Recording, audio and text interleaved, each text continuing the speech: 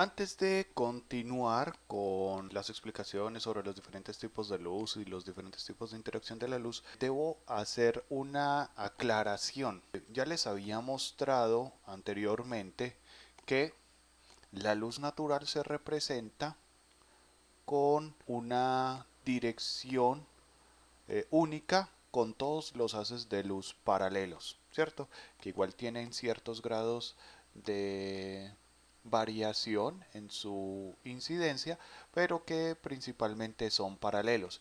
Y a la misma vez les había mostrado en este otro ejemplo que todas las fuentes de luz son radiales. Entonces algunos podrán preguntarse cómo pueden ser paralelas y radiales a la misma vez. La respuesta es muy simple. Esta vez, para explicar este asunto, no voy a hacer un dibujo bien refinado, sino solo un sketch. Entonces tenemos que, en algunos casos,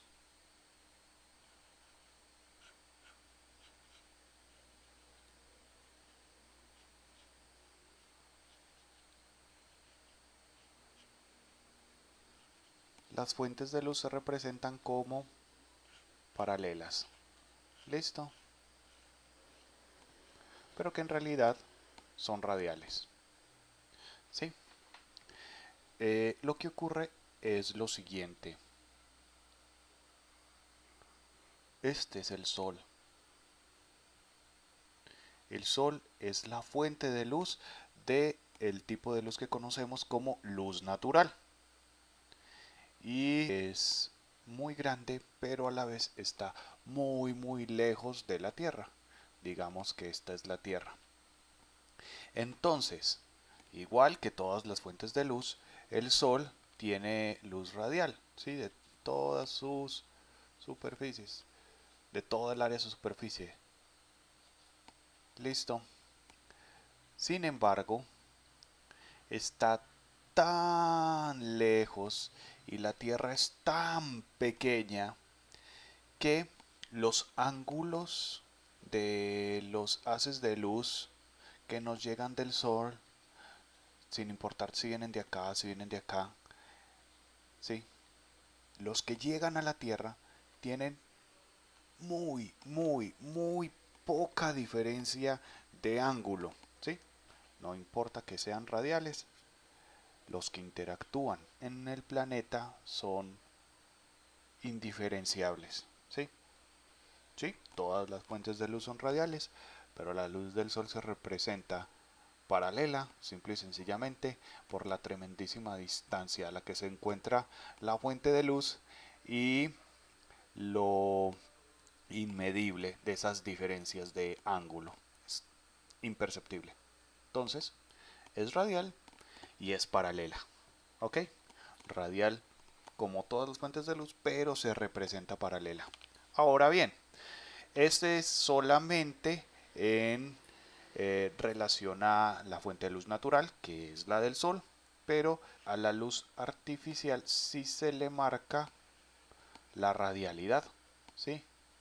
Si esto no es un sol, sino un bombillo, y va a afectar estos dos objetos, entonces tendríamos que definir otros asuntos, ¿sí? Ya no solamente es el ángulo, ya no solo se definiría con un ki, sino que esta luz artificial necesitaría una ancla.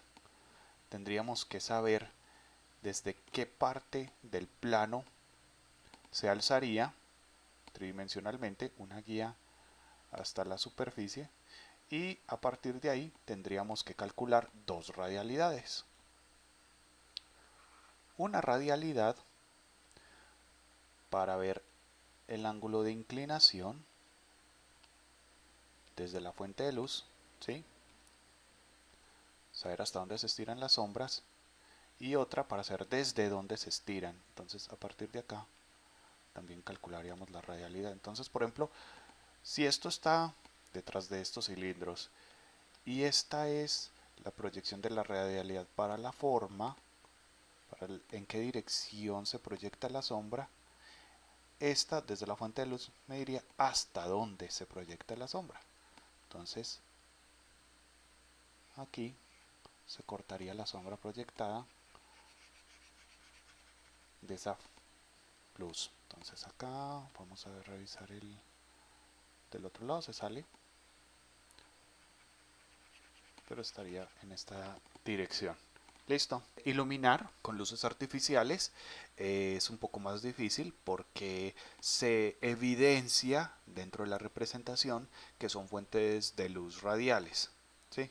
Entonces es relativamente más fácil y más común hacer una representación o una ilustración con una fuente de luz natural, ya que es relativamente más fácil representar los rayos de luz paralelos, pero insisto, reitero, este asunto de si es paralelo o si es radial es simplemente un asunto de representación.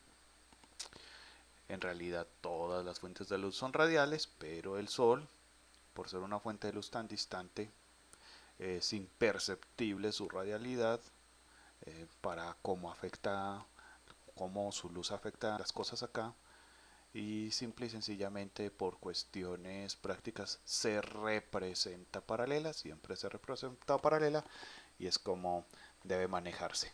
Y aclarado este punto, vamos a continuar con otro tipo de fuente de luz. Hasta ahora, todas las figuras que hemos estudiado las hemos iluminado por un tipo de fuente de luz a la que hemos llamado luz natural, que tiene sus haces de luz paralelos y que ya hemos también comentado que es la luz del sol, que es la que tiene estas características de representación de haces paralelos, por lo que se implica que todas las figuras que hemos representado se suponen estarían en ambientes exteriores. ¿Listo? Sin embargo, cuando se hace una representación de una composición de elementos en un ambiente exterior, se debe tener en cuenta otra luz aparte de la luz del sol. Y esta sería la luz del cielo. El cielo completo de color azul que conocemos también es una fuente de luz, irradia algo de luz azul tenue que afecta todo el entorno que se da en una composición. ¿Listo? A continuación les explicaré por qué se da este fenómeno, porque el cielo es azul, porque ilumina y otros factores que debemos tener en cuenta para poder hacer una representación realista del comportamiento de la luz en ambientes exteriores. ¿Listo? Entonces, la luz es un pequeño segmento de un elemento mayor que se llama el espectro electromagnético, el que podríamos definir como los rangos conocidos de radiación. Y lo que conocemos como luz es simple y sencillamente el espectro visible del espectro electromagnético, ¿sí? Entonces, digamos que hay un pequeño rango visible del espectro electromagnético que se encuentra entre los 780 a los 480 nanómetros de frecuencia de onda. Listo. Este rango es el que pertenecería a la luz visible para las personas, porque es lo que las células de nuestros ojos nos permiten ver. Obviamente existen animales que pueden ver otros rangos de frecuencia de onda y desde luego existen otras frecuencias de onda. Listo. En la mitad estarían todos los otros tonos. En el interior de nuestros ojos hay dos tipos de células, conos y bastones. Los conos son los que permiten ver los colores. Tenemos tres tipos de conos. Los conos son células que se estimulan ante la presencia de frecuencias de onda cercanas a los 780, los que se estimulan con frecuencias de onda de 480 y los que se estimulan con rangos intermedios, que serían los del verde. Dentro de este rango de frecuencias de onda, solo tenemos tres tipos de células, ¿sí? Pero por promediación podríamos percibir todos los otros colores. Entonces, si las células se estimulan un poco con esta y un poco con esta frecuencia de onda, pues se puede ver el amarillo y cosas así. Bueno, Eso no es lo que nos concierne en este momento, pero digamos que este es el espectro visible dentro del espectro electromagnético. La luz blanca es la presencia de todas las frecuencias de onda, ¿sí? Entonces, si vemos luz blanca es porque hay presencia de frecuencias de 780 hasta 480, ¿sí? Todas. Si vemos luz amarilla es porque hay presencia de frecuencias entre los 780 y los 600, que sería más o menos un tono intermedio, ahí estaría el amarillo. Si vemos el verde es porque el espectro es un poco más cerrado, sí, es una relación de proporciones. Si todas estas frecuencias están más o menos en porcentajes similares de presencia, pues vemos luz blanca, ¿ok? Esto es simple y sencillamente un elemento pues del comportamiento de cómo se da la percepción de la luz, ¿sí? Tenemos unas células capacitadas para ver un rango específico, pero existen muchos otros rangos. Los rangos de color que están pues, con frecuencias más grandes que las del rojo, que es la frecuencia más amplia, se llamarían infrarrojos. Y los de frecuencias más cerradas que las del azul se llamarían ultravioletas. Listo.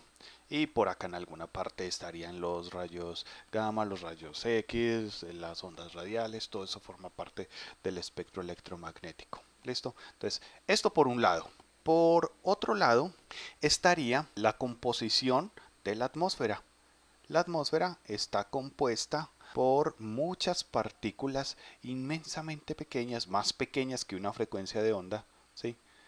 Inmensamente pequeñas, de diferentes tipos de gas. ¿Sí? Esto es una representación muy básica de la atmósfera. Ok, partículas.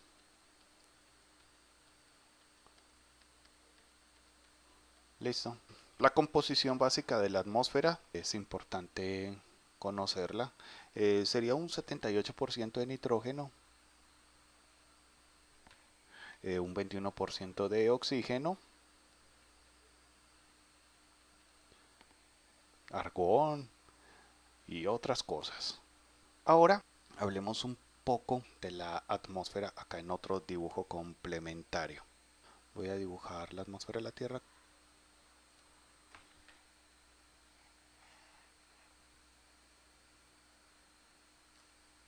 Esta sería la atmósfera y que sea otro color.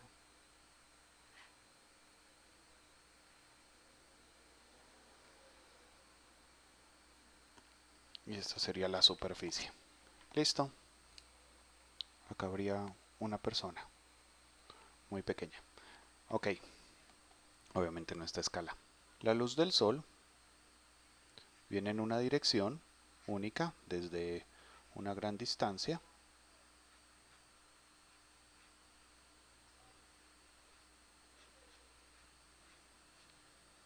Y afecta la atmósfera.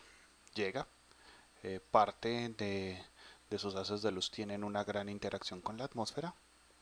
Otra parte puede atravesar la atmósfera y llega directamente, y es lo que ilumina el ambiente acá. Sí, pero digamos que solo es una parte mayoritaria, claro está, pero hay algo de esta luz que tiene una fuerte interacción con la atmósfera y es lo que genera que se ilumine la atmósfera. Listo, entonces, esta luz llega a la superficie, ilumina todo acá, dejando una pequeña sombra bien definida para este sujeto que estaba acá parado. Listo. Esta luz del sol es blanca, ¿sí? Tiene todas esas frecuencias de onda y cuando atraviesa la atmósfera todos los rangos de frecuencia de onda deben atravesarla. Ahora, los rangos de onda más amplios, que son los del rojo, tienen muy poca interacción con las partículas de la atmósfera por su enorme frecuencia, ¿sí? Pero el azul tiene una frecuencia mucho más pequeña, ¿sí? Por lo tanto, va a encontrarse con muchas más partículas de la atmósfera y se va a refractar, ¿sí? Es por la amplitud de la onda que las frecuencias del azul son las que se refractan en las partículas de la atmósfera y no las del rojo. Esto le da este tono característico azul y esa refracción también lo convierte en luz. ¿Ok? En una fuente de luz. Por refracción, esta interacción se convierte en una casi omnipresente fuente de luz azul tenue. Por este mismo fenómeno es que frecuencias de onda más pequeñas como las ultravioleta tienen tanta interacción con las partículas de la atmósfera que no alcanzan a rebasarla, ¿sí?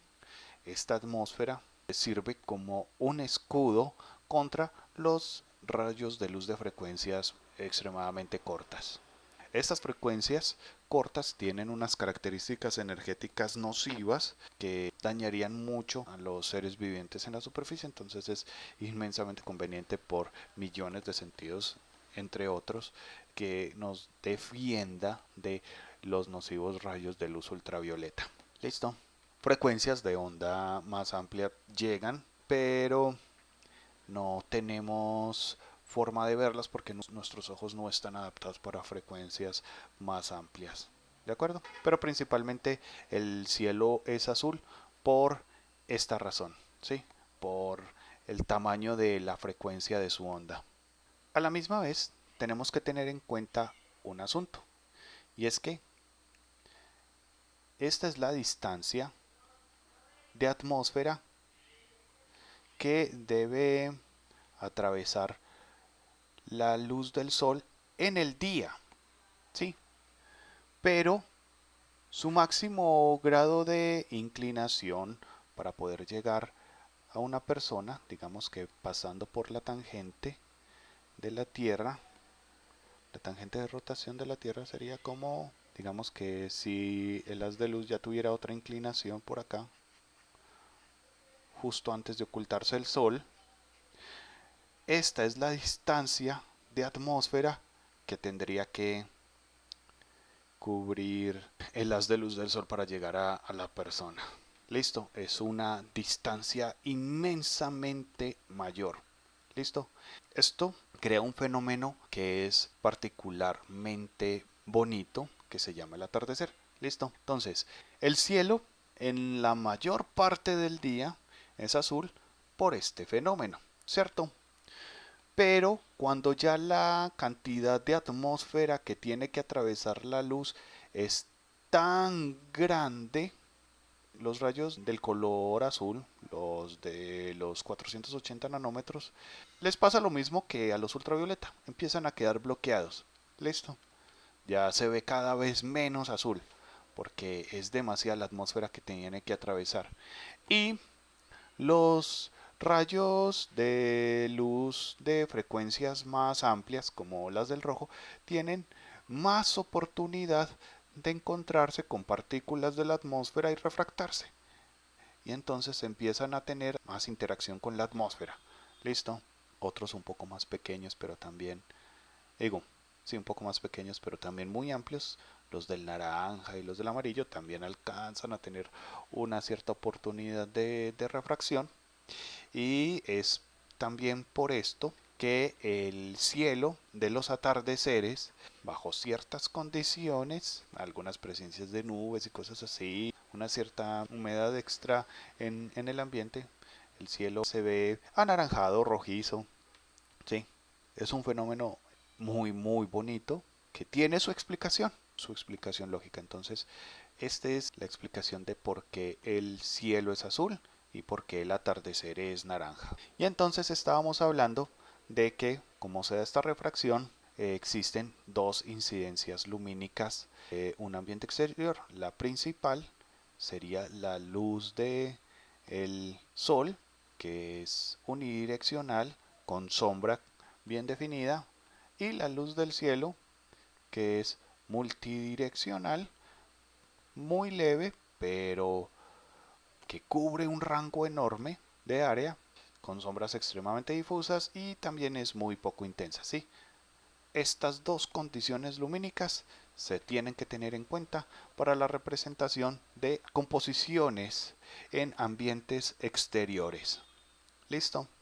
Vamos entonces a hacer un ejemplo de cómo se vería la incidencia de la luz del cielo en un objeto con la esfera que creamos al principio de la revisión de los volúmenes. Muy bien. Abramos entonces el objeto que vamos a representar. Como esta composición también va a estar influida por la luz del cielo, es lógico y consecuente que también le dibujemos un cielo. Entonces hago una nueva capa, la pongo por debajo del resto de los elementos de la composición, selecciono la herramienta de rectángulo y busco un color adecuado para el cielo. Creo que este estaría bien. Selecciono acá muy cerca del borde del plano, un poquito más centradito para que el plano se extienda un poco más, y coloreo. Creo que está un poco saturado, es muy intenso, le voy a bajar un poco la intensidad y aumentarle un poco el brillo. Así me gusta más, fue algo sutil, pero es más cómodo de ver, ¿sí? Para poder hacer la representación de la luz del cielo, les voy a enseñar a usar una herramienta de selección muy importante. Si yo quiero seleccionar la forma de lo que contiene una capa diferente a la capa en la que estoy, debo hacer lo siguiente. Por ejemplo, estoy en esta capa de arriba, la capa número 6, y quiero seleccionar el área de la esfera sin cambiarme a la esfera ni utilizar herramientas de selección. Solo tengo que hacer lo siguiente. Mantengo la tecla control presionada y hago un clic sobre el dibujo de la capa que quiero tener seleccionada. Entonces, no me cambié para la capa de la esfera, simplemente se seleccionó el contenido de la capa completa de la esfera. Esto me va a permitir trabajar muchos aspectos de la ilustración. Cuando estoy diseñando un personaje y quiero hacer en una capa el color, en otra las sombras, en otra el volumen, no tengo que seleccionar la forma cada vez, sino que por medio de este proceso de selección complementario puedo seleccionar la forma del contenido de otra capa y crear cosas con ese nuevo contenido, con esa nueva selección. ¿Listo? Ahora, puedo añadir y restar información de las capas. Por ejemplo, yo ya tengo esta capa seleccionada y quiero además seleccionar la del fondo. Debo seleccionar Control, Shift y darle clic al fondo. Y de esta manera, manteniéndome dentro de la capa 6, se seleccionaría tanto este fondo, esta superficie, como la esfera. Si solo hubiera dado control a la capa de la superficie, se hubiera seleccionado solo el contenido de la superficie. Listo. Además, esto también me muestra que la capa de la superficie tiene una forma que atraviesa la esfera. Si por ejemplo yo quisiera seleccionar la superficie, pero no la esfera, podría hacer lo siguiente. Primero selecciono la superficie y luego deselecciono el área de la esfera. Eso lo haría Control Alt y doy clic sobre la capa de la esfera. Listo. Estos son algunos comandos de selección que son inmensamente útiles para situaciones como la que vamos a hacer en este momento. Entonces, primero voy a seleccionar la esfera y Shift Control la superficie.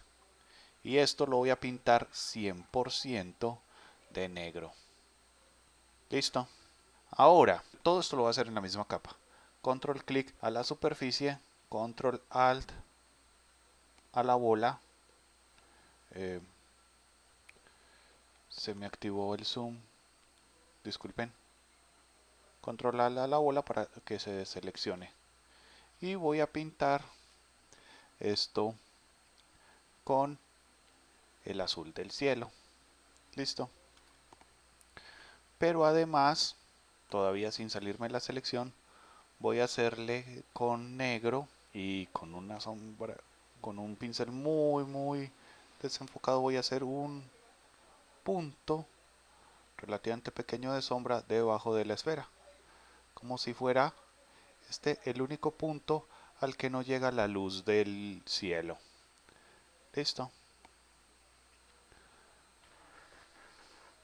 Luego voy a seleccionar la esfera. Todo esto lo estoy haciendo en la misma capa. Esta capa que tenía una información de negro que convertía en azul y todo lo demás. Y en esta esfera voy a utilizar un degradado radial que vaya del color del cielo, doble clic, a un negro absoluto.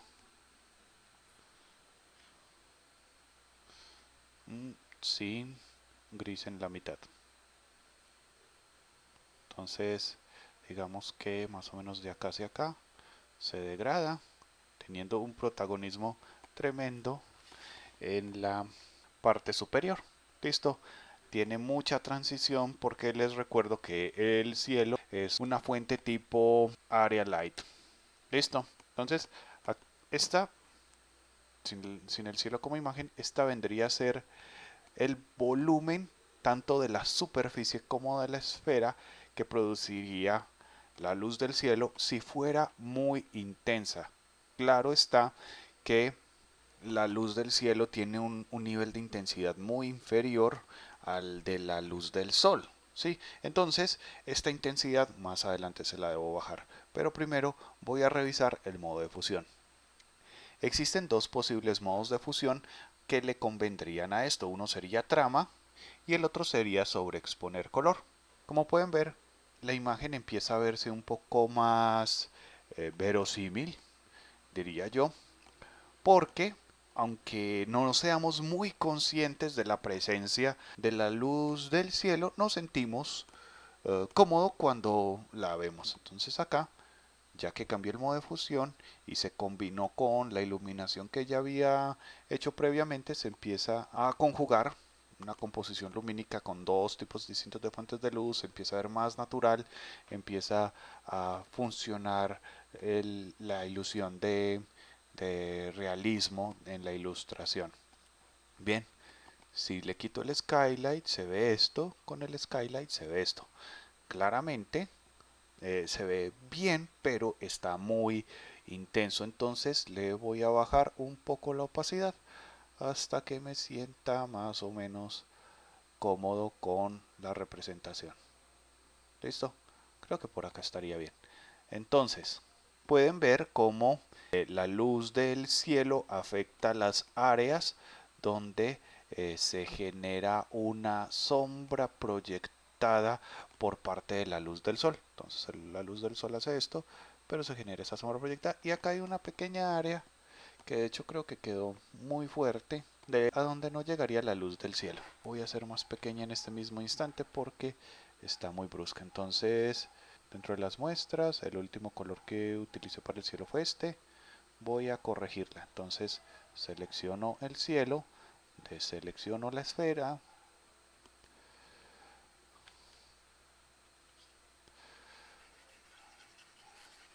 quito esa pequeña sombra y voy a poner otra sombra que la sustituya un poquito más suave. Esta. Voy a ver cómo se vería en modo normal, con opacidad completa. Es un poco más pequeña, pero es más natural. Listo. Modo trama. Y le bajo un poco la opacidad. Otra alternativa al modo trama sería el sobreexponer color, que también genera una ilusión de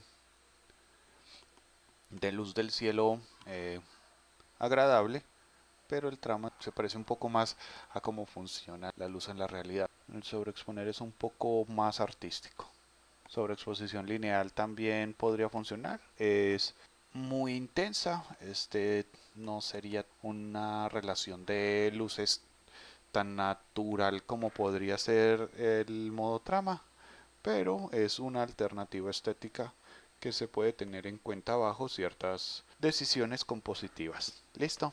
Ahora voy a hacer justo debajo del objeto, cerca del punto de contacto, una pequeñísima sombra adicional que se da porque algunas veces en los puntos muy cercanos al punto de contacto entre las cosas no llega nada de luz. Entonces esta pequeña sombra adicional representa ese espacio muy diminuto que existe cercano a los objetos a donde no llega ningún haz de luz. Listo. Como pueden ver, está muy cerca de esto y le suma un poco de verosimilitud. Sin embargo, también voy a ajustar un poco el contraste del dark side en la capa del objeto. Va a ser un poquito más contrastado. Ahora le quito estos ajustes.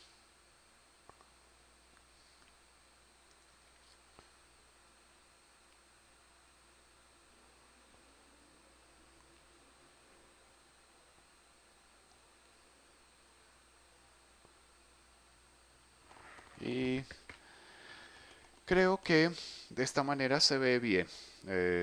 Emula bien el comportamiento de la luz en exteriores por ahora, porque todavía faltan algunas cosas para hacerlo aún más realista. ¿De acuerdo? Ahora vamos a volver a esta explicación y les voy a hablar de un último parámetro relacionado con la interacción de la frecuencia corta del azul con la atmósfera. Bien, no sé si se hayan percatado de esto, pero la atmósfera es visible a simple vista. Entonces, digamos que esto es el cielo y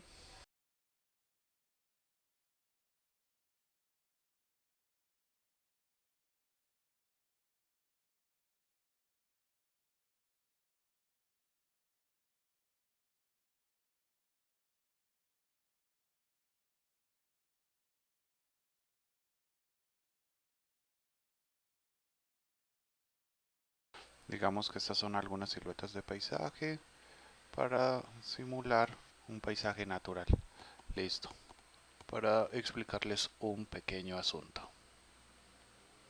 Estos son como unos arbolitos y estos son unos árboles más grandes.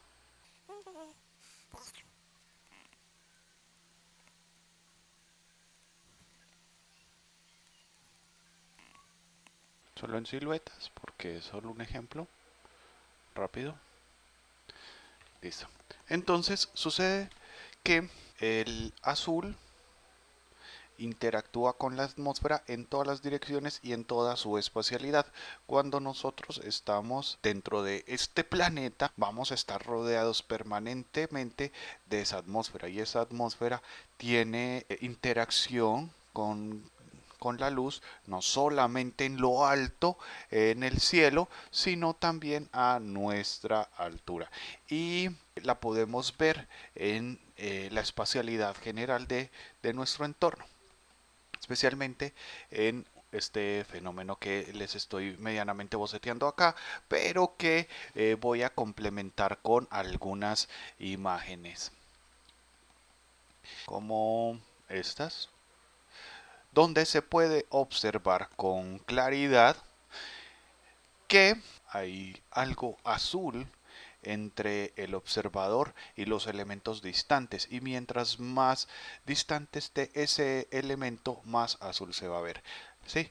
Eso que se ve ahí entre el observador y las montañas muy distantes es atmósfera, ¿sí? Es parte de esa misma interacción de estos gases atmosféricos con la luz. Van a estar ahí y van a ser azules. ¿Listo? Entonces, el azul no solamente vendría a ser el color del cielo, el azul también es el color de la distancia. Mientras más lejos esté algo, más del color del cielo va a ser. ¿De acuerdo? Y esto también lo tenemos que tener en cuenta a la hora de representar. Muy bien, este fenómeno de la coloración azul del cielo y de la atmósfera se llama dispersión de Rayleigh y es fundamental en la representación. Ahora, eh, quizás una esfera sea un ejemplo relativamente vago para explicar la complejidad de este fenómeno de la luz del cielo. Entonces acá también les voy a anexar esta imagen de Zootopia donde se puede ver perfectamente cómo hay una luz principal, la luz del sol que incide desde un lado y que incluso tiene un ligero tono amarillento, pero que genera dark sides bien definidos, bright sides bien definidos, transiciones suaves y genera unas sombras proyectadas definidas. Pero también podemos ver cómo la casi omnipresente luz del cielo permea todo alrededor. Más o menos lo mismo pasa también en esta otra imagen del viaje de Arlo, como lo tradujeron acá, o en su nombre original que era Good Dinosaur. Ahora vamos a hacerle skylight a la composición de estas figuras geométricas que habíamos hecho hace un momento. Entonces, primer paso, voy a hacer una nueva capa en la cual voy a ilustrar un cielo. Utilizaré el mismo azul que había usado para el cielo anterior. Ese azul queda guardado en muestras si tienen activada una pestaña que se llama muestras recientes.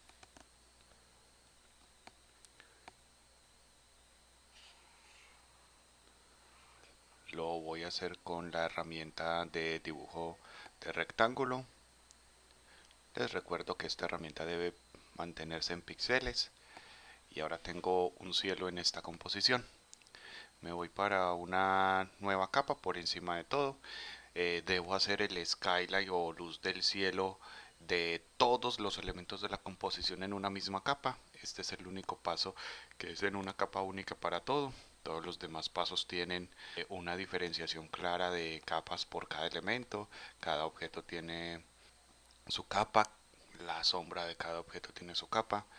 Ese es el proceso normal, con excepción de algunos modos de luz, incluyendo la luz del cielo. Debe hacerse así por el modo de fusión que se le aplica luego. Todo en una misma capa. Entonces, primero voy a seleccionar todo y lo voy a pintar de negro. Eso lo hago de la siguiente manera. Primero le doy control clic a la capa de fondo acá, sin cambiarme de capa. Control clic. Y luego shift control clic a cada una de las capas de los objetos. Primero la de la esfera, luego la del cilindro y luego la del cubo. Y ahora los tengo todos seleccionados. En este momento los voy a pintar de negro. Luego voy a deseleccionar las figuras. Entonces control alt, ya no es con shift sino con alt para restar. Resto esta forma, resto esta forma y resto esta forma. Ahora voy a pintar de azul el piso, la superficie, y con el pincel y el color negro voy a dibujar una sombra pequeña cerca del punto de contacto de cada objeto.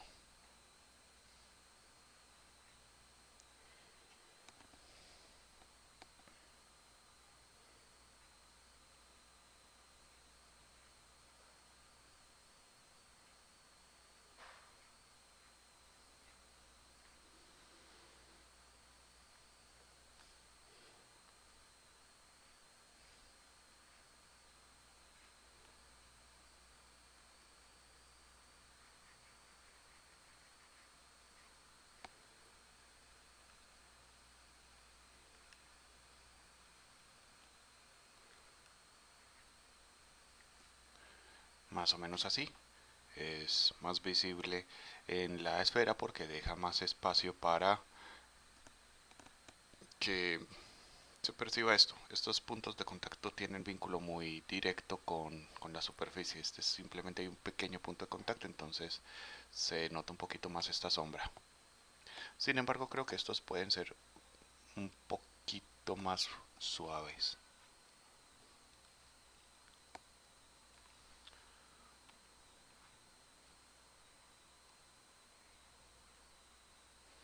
Listo.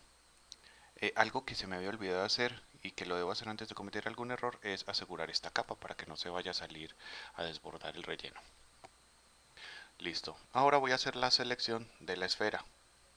Y esta esfera le voy a dar volumen con un degradado lineal que ya había diseñado previamente en el ejemplo anterior. Entonces se lo aplico a la esfera. La luz del cielo vendría principalmente desde arriba y se ve de esta manera. Entonces, a las otras figuras les voy a aplicar unos colores parecidos a los que se alcanzan a ver en la esfera. Acá voy a hacer uso de la varita mágica y aquí se me va a cambiar un momento a la figura anterior, a la capa del cubo.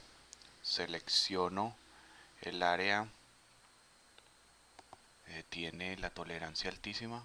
Voy a bajarle la tolerancia, la tengo en 80, con razón selecciono todos los colores. La voy a poner en 20.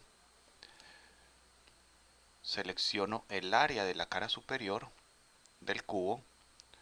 Vuelvo a la capa de la luz del cielo. Selecciono el color con el que está pintada la parte de arriba de la esfera. Y con ese color pinto esta área. Listo. Estas dos caras deberían tener más o menos el mismo tono, que sería aproximadamente este. Listo. Y voy a hacer algo semejante con el cilindro. Me paso por la capa del cilindro, selecciono esta área. Debo de seleccionar la parte del cuerpo. Quiero seleccionar solamente el tope. Lo coloreo con ese mismo tono. Debo estar en la capa correcta. No me puede pasar que pinte accidentalmente la capa de la forma. Listo. Luego selecciono esta área y esta la pinto con este tono. Listo. Entonces, esta vendría a ser la capa principal del skylight. Pero le voy a hacer un pequeño ajuste. Voy a reducirle un poquito el brillo cerca del borde inferior.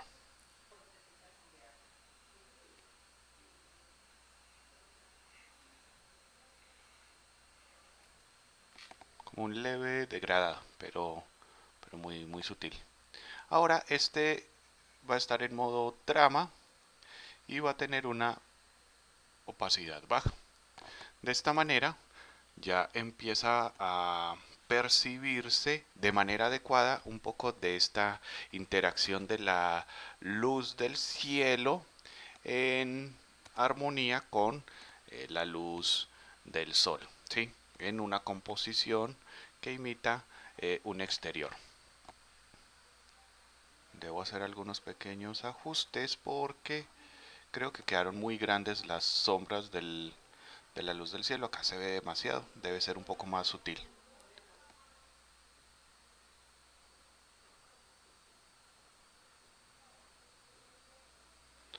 Entonces tomaré el color de la luz del cielo y suavizaré un poco más estas áreas, ¿sí?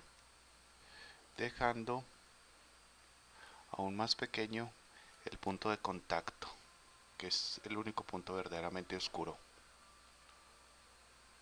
Acá, un poco acá y acá.